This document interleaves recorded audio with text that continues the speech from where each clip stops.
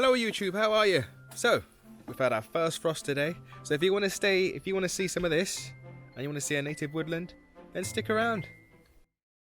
So today, I am at, well this week actually, my mum's here again. She couldn't resist coming back. She wanted to have a bit of US winter. And what we got planned today, Kate? Well, I've already got the garlic in, and I'm just tidying up a bit of the vegetable garden, getting some of the pea sticks out, getting them put in the shed. I've got some bulbs I should have put in last month that I need to kind of like get sorted out. Possibly getting some tubs sorted out for the surgery for spring. Okay, doke.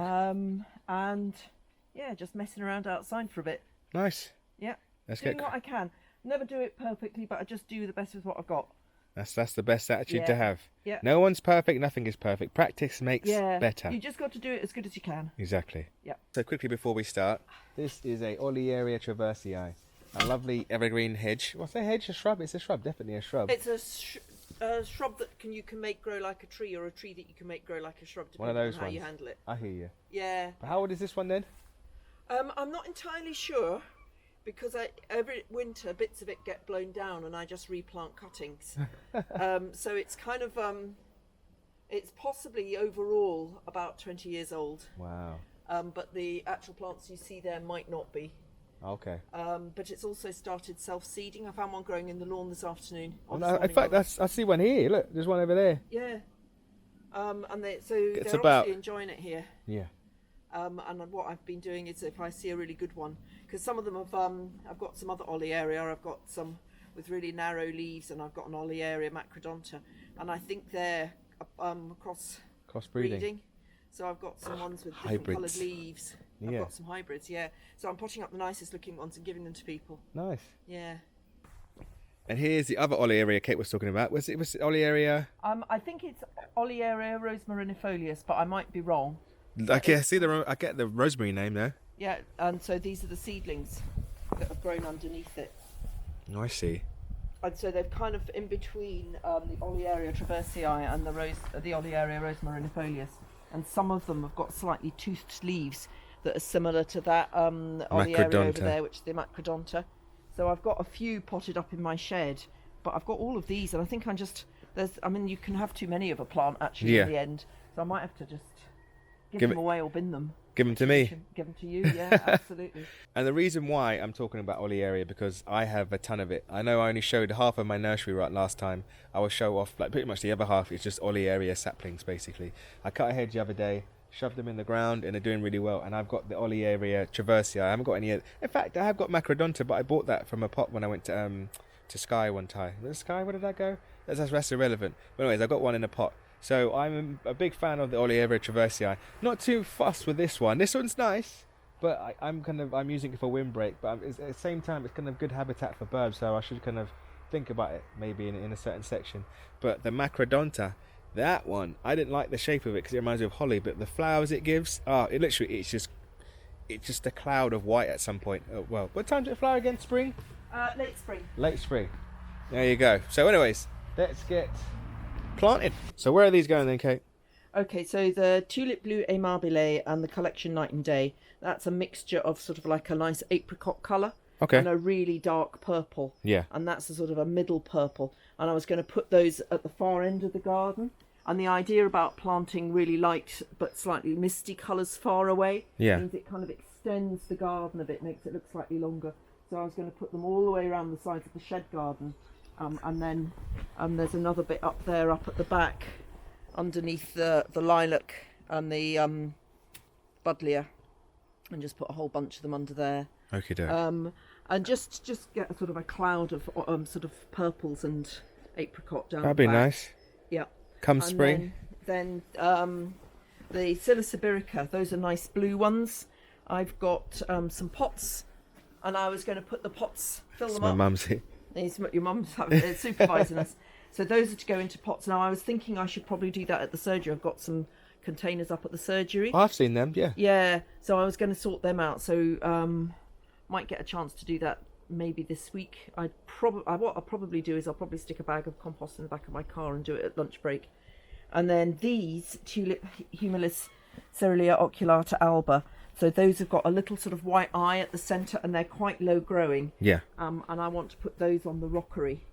And I have absolutely no memory of ordering the Tulip Hookery Lilac Wonder. Yeah. And I'm going to have to look them up. Okay. And find out what they're doing. If not, and I've folks, also Google got it. no memory of ordering those orange crocuses. But those might look quite cool in amongst the scilla. Yeah. Like the bright blue and the bright orange. That'll really pop. That's So true. I might just do that. I might just go... That's that. There you go. organised. See that? Yeah. No faff. Just a mixture of colours, and have fun with it. Yeah. Don't think too hard. One of the things I was quite careful about is these selections of tulips. They're all due to flower together, and they're all about the same height. So that's quite a trick with tulips, is reading the catalogues really, really carefully and making sure that you're selecting ones that grow well together. Makes sense. Yeah. Makes sense. And if you're wondering, it's not too late to plant bulbs now. I've planted bulbs in January before, and they've still come up. Came up a bit late, which was lovely, but at the same time, yeah, they will still come up regardless. And they do feel good, because we're all a bit worried about them being kind of not the best. But best thing to do with the bulb, if you're not sure of it, you give it a good old squeeze, and it's firm. It's a bit like, for example, a garlic. You know, a garlic's a bulb. So if you know it's good, you squeeze it, it's firm, then you're all good. And check out, this is celeriac, right? Look how big it is. And this carrot is from the garden. Yeah. Wow. I just dug it up to make space for the garlic. Look at that. So look, it's good. It just goes to show what you can grow in newest. Good sandy soil, good drainage, and you get big carrots like this. A bit of seaweed is involved. Oh, I get you. See, the power of seaweed. If you know more about seaweed, click right there.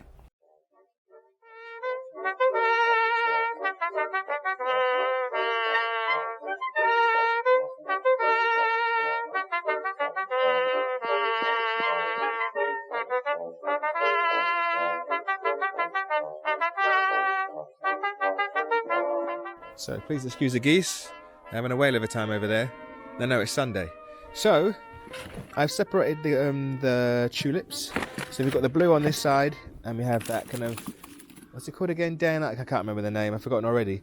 It's Sunday. Let me off. And I'm tired. So yeah, I recommend if you're going to plant your bulbs, you separate them first, because you can get confused then. Because there might be a slight variation. Yeah, I can see the difference in these ones right now, but then it could have been a rainy day. Like, you can see the difference between these two, but they're quite a similar shape. So if I were to drop them in there, turn my back, turn round, have a look, because I know they're but you know what I mean, it's quite difficult to tell the difference, but I know it's these three. So that's why I recommend separating them, so you know, so you can get the colours mixed and all that kind of stuff. So we're only going to deal with these bulbs today. You heard what Kate said with the rest of the bulbs. So what they're going to do is going to place them around here, and I always recommend placing your bulbs down first. And if you're unsure, if you've got too much growth in your bed, then you can always put some bamboo canes where you're going to put your kind of your bulbs. But it's quite obvious here. Like, it's pretty much, there's some green, some nicotinia, and some of the achillea and stuff for the flowering still. But I can still work my magic and kind of just have a good old kind of take my time when it comes to planting, because I'm in no rush. I've got no client watching me as I used to back in the day, and it's a lovely day. So let's get placing.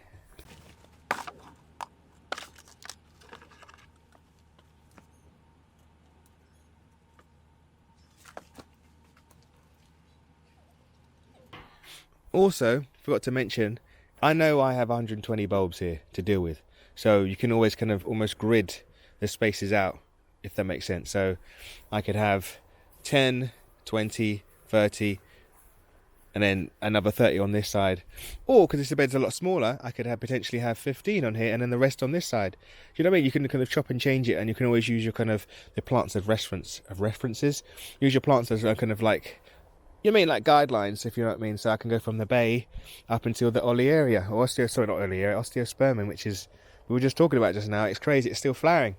Cape Daisy, if you want to know this, you see them in garden centres all the time. Lovely plant, kind of a hardy annual really, and look, it's still kind of carrying on. So it's obviously happy here. So anyways, that's what I kind of recommend, is be methodical with it. I know it sounds like I'm being a bit too much here when it comes to bulb planting, but it makes sense. It just makes your life easier, and then you'll get a nice display. You know, it's evened out, and you can get all the colours all the way spread around the garden. So let's get cracking. Ooh, I just noticed something. Where's this red? What's still flowering down here? What's this then? Oh, a little wallflower. Oh, look. They do hang on, don't they? Another wallflower I've mentioned before in my other vlog is called Decemeber. Bottom of the screen, I'll write it down. Decemeber More of Beauty, I think it's called. That will just flower. That will flower for till it's woody and can't reach the sky anymore. Lovely, lovely plant. Lovely plant. Anyways, let me get cracking. I'm getting distracted here. So, we have placed the bulbs. They're all filled up down this bed. And I've filled them up onto that box there. So I'm stopping. I'm waiting to the end to do that kind of last kind of display. Because that's going to be the focal point when you see from the house. And then you have to come down these steps to kind of be like, oh, lovely bulbs. So we've got 3 tools here. These are pretty much the same. But this is an unusual tool. It's quite, well, it's been around for centuries. It's called the dibber. And you can get small versions of these, or you can make small versions of these when it comes to kind of sorting out your little seedlings. When you kind of got trays of stuff. Instead of like digging and causing a mess, you literally just dib. Drop the seeding, and there you go. And this is just an old spade. So this is an ideal tool when it comes to no dig, because you don't dig, you just poke the soil, basically. You disturb it. So I'm not saying that I'm no dig. I like to be kind of bring no dig practices, but there's some things you just have to dig in. Like, for example, if it's going to be better for the soil in the long run, then I recommend digging. But I couldn't say to myself that every fortnight or every week I used to go to a garden and fluff all the beds with my hoe to make it all nice and fluffy and remove all the leaves was kind of a good thing for the soil in the long run. That was not. That would kind of create desertification, because in time, what would happen? The water runoff would become horrible. Like if the winds were to pick up in the future, it would just blow off all the soil, and I'm sure every year that garden would lose a millimetre, maybe a tiny amount of soil, but not. I mean, not enough to kind of. It just basically wasn't profitable for the garden in that way, if that makes sense. It wasn't good for it. So just leaving the bed as it is, and leaving things to kind of grow up and build up the soil, it's kind of creating this lovely kind of environment underneath, all this kind of crazy network underneath, all the kind of mycorrhizal life, connecting, talking. Sounds crazy. Watch Avatar. I'm kidding, but watch. Or Avatar is a big kind of. They do vouch for that type of stuff. Yes, it's a film, but another show to watch is called Fantastic Fungi. It's on Netflix. Honestly, it's definitely a good watch. It kind of makes you realise that mushrooms are kind of underrated in this life that we live. So yeah, that's what you don't want to break up. So yeah, so I'm gonna use the dibber today, and if there's rocks in the way, then I'll use the spade. So I'm not gonna cry about it. So let's get digging, or let's get dibbing. So if you want to know how the dibber works, and as for planting bulbs as well, let me just talk about this too. So you want the pointy side up with this bulb, because this is where the roots will come out. You can plant them this way, but it's just going to put a lot more effort into kind of coming up, so it will just kind of like go whoop, and then grow up towards the kind of the surface. So you want an easy life for the bulb, plant them flat face down, and I'd say plant them because there's not many predators here apart from mice. We don't get squirrels here, which is great, and they're the worst when it comes to bulbs, especially your tulips or crocus and alliums. They just devour them. So I would mostly plant about this deep with a dibber here. Like I said, there's no pests and stuff. It'll be easy for the bulb to get up. And I know this bed is not going to be disturbed by anything but us.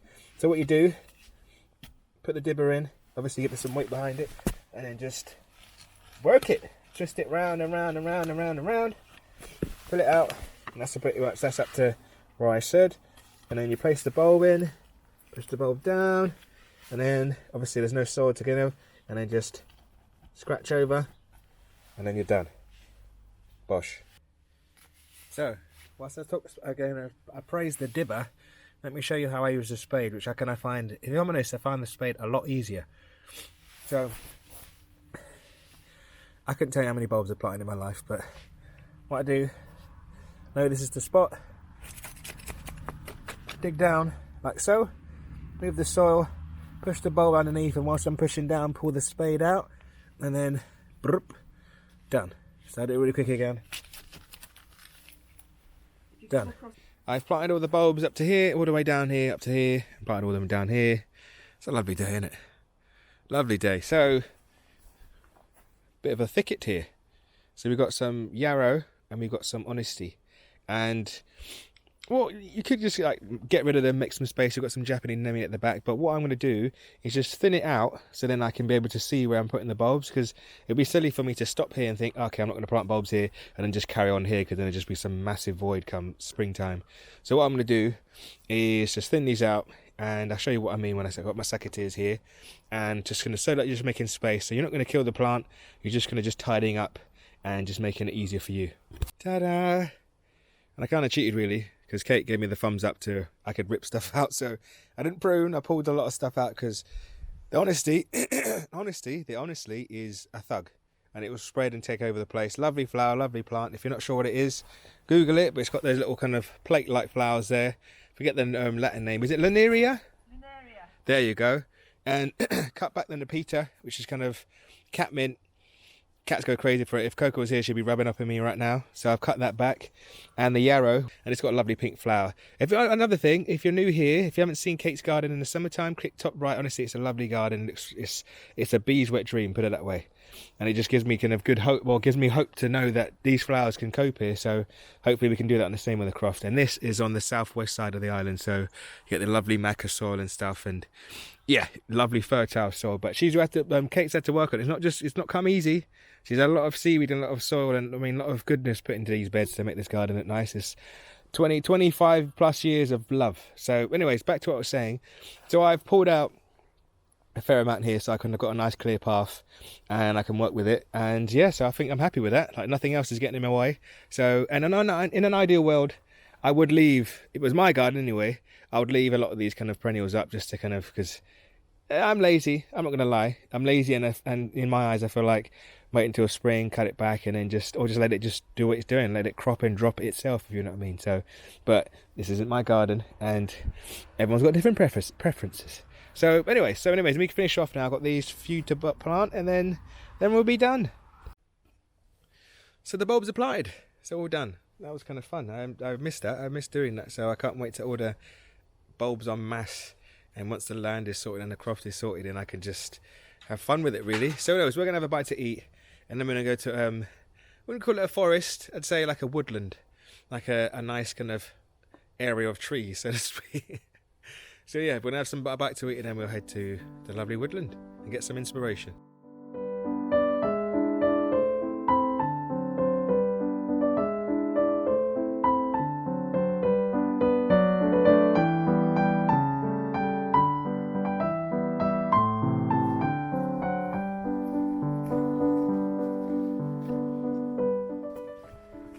So we're in, so it's a bit dark here.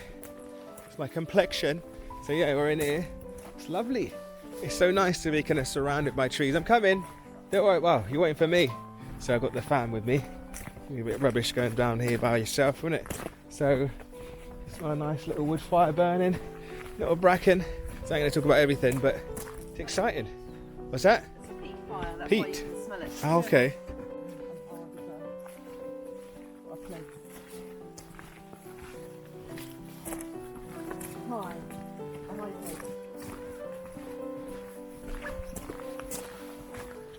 You look wrapped, mummy. I know. Look at the shrooms and little streams. This is lovely. I'm not saying I want to create this exact space, but it would be nice if I did, eh? Also, you can see here there's moss growing on the north side. That's a good indication. If you're in the northern hemisphere and you see moss on a tree like this, you know it's the north side. So I've had a look. So look, if you look at the compass here, you can see that's north. There's moss there, and if I were to go around the other side, there's moss. So my old wives' tale has been broken. I think it's on certain trees anyway. You know, on the mainland I kind of took trees for granted, like autumnal effect and that, and the colours and the sound and the shh, you know, you just brush through blowing them all up and stuff like that. You don't really get that here, because obviously you've seen there's hardly any trees, hence why I want to put more trees in to keep the deer out and all that kind of stuff. So it's just yeah, it's nice. Really nice, just taking it all in. I'm just like a kid in a sweet shop right now. That's how I feel anyway. We turn you around this way so you can see me. So yeah, it's exciting. Look at this alder, big old alder. Yeah, so many. There's fuchsia there as well. But there's a berberis over there. I don't like them. Well, I like them. I like the look of them. But I don't like to deal with them. Can you prune my berberis? Like, always price it high if ever to do that. But yeah, it's lovely. It's a lovely place. Let me catch up with the fam. And look at this. It's a nice little break from the woodland. We've just come out of the woodland now, and then boom. And normally you can see some seals sometime doing yoga on here.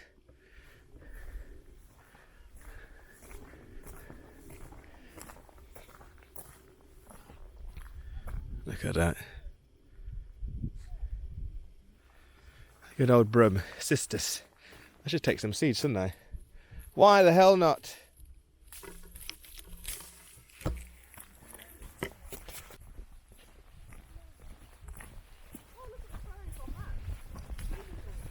It's a Cotoneaster.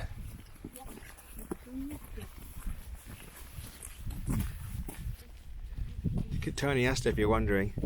Horizontal, most of been planted by a bird poo. Lovely plant. My favourite is was it Cotoneaster lacteus. Google it.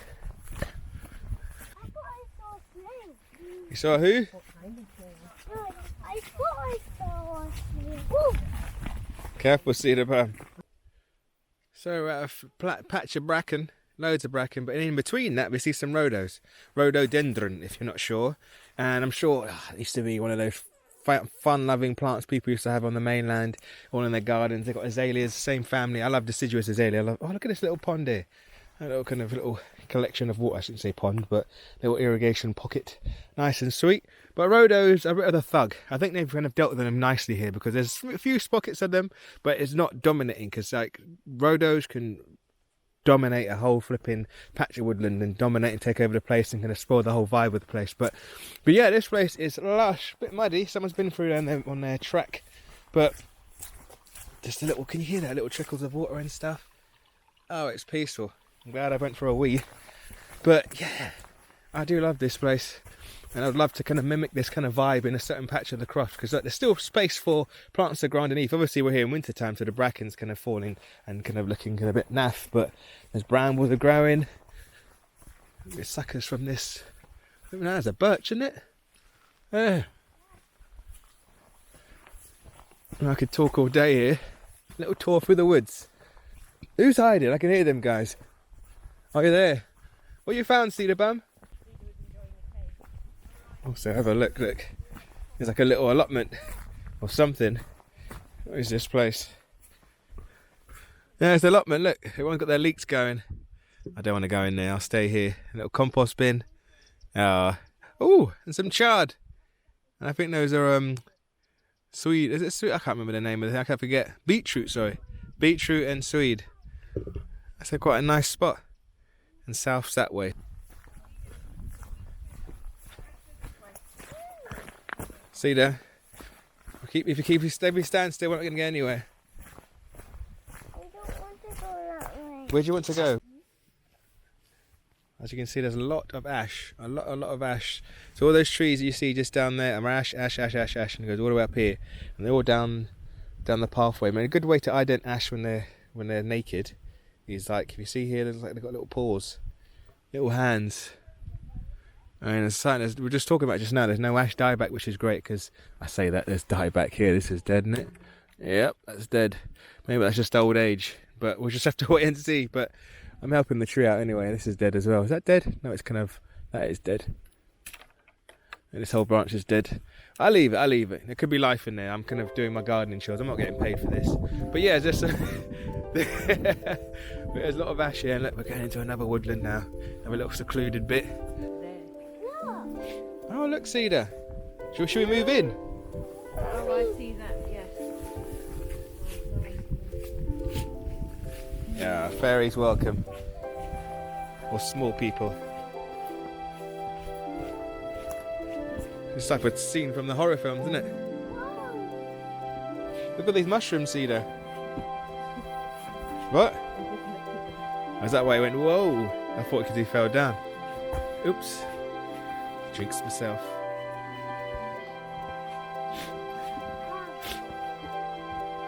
Look at that cedar bead. There's something out in the water there. Is it a rock or is it a seal?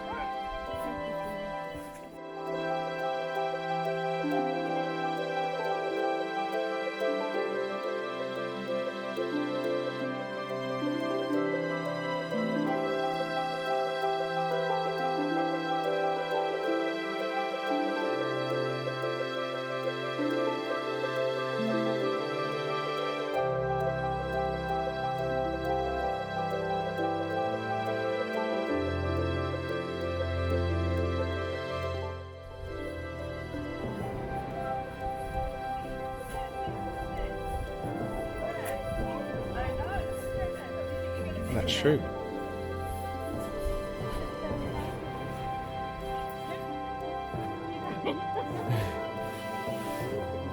But you add the stick to the den. Do you think it would fit inside there, cedar bead?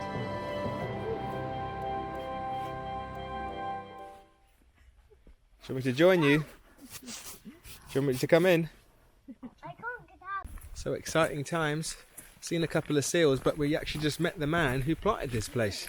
So yeah, he was just saying there is ash dieback. So that ash I was breaking earlier was actually dieback, but they're so prolific in how they spread. It's kind of, I don't think it'll make a dent because it's like a nice space for them. But yeah, he said I could come here and take cuttings whenever, really. So yeah, really nice man. And he said there's some sweet chestnuts. So yeah, one of my clients used to have one in Wimbledon, and they used to drop everywhere. They're quite prolific with the leaf drop and stuff. So, oh, sorry, Cedar's having a wee. But but yeah, so yeah, just taking it all in. See if we can find some chestnuts too, so I can show them off. Obviously, they'll just be sticks, but it'd be nice to see them. The little forest of macrodonta. Olearia macrodonta, yeah. Yeah. And look at how beautiful the stems are. We've got to definitely come back here in springtime when they're all flowering. Imagine them all flowering. Yeah. Oh, look amazing. We've done a bit of work here recently. Look, that's all been cleared out. Oh yeah, this is the boat we could see. Yeah. Looks like some good stuff, that. There's a robin. Oh yeah, look. Little bounce around. There's Robin in front of Cedar and Mummy. Mummy, So- Mama Boo. Didn't bring any tidbits. I know. He's fast.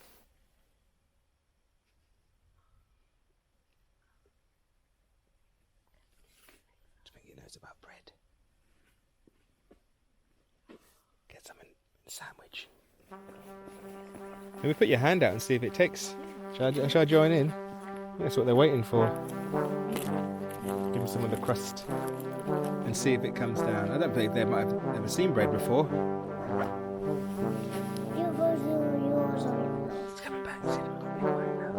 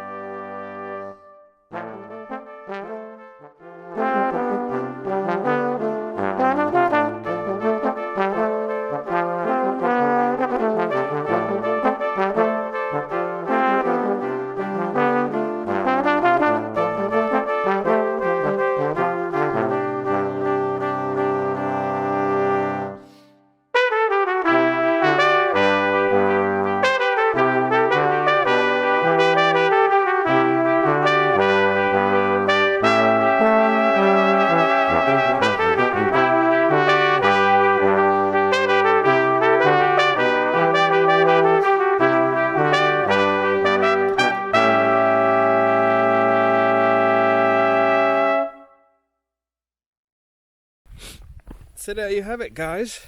It's quite nice actually, because when you go to a forest, it's like it's nothing but forest. Whereas here, he's kind of kept it as like rough and ready. Like there's a heather around, and there's the bracken, and all the kind of traditional stuff that you would find here.